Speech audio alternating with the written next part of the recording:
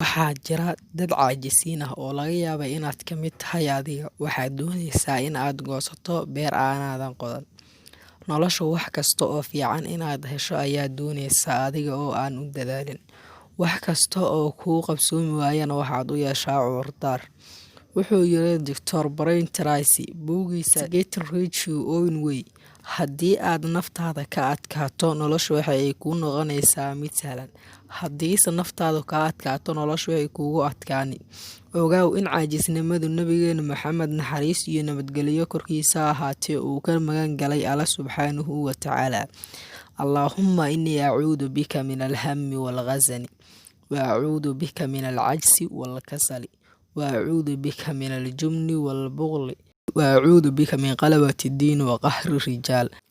Arrimaha ugu waaweyn ee Alle laga magan galay waxaa ka mid ah caajisnimada, sababtoo ah waxay saameyn xun ku yeelataa qofka noloshiisa. Haddii qofka caajislo uu noqdo, adduun iyo aakhiraba wuu khasaarayaa, waayo labaduba waxay u baahan yihiin dadaal iyo shaqo badan. Taasina ma aha mid qofka caajislowga ah uu awoodo.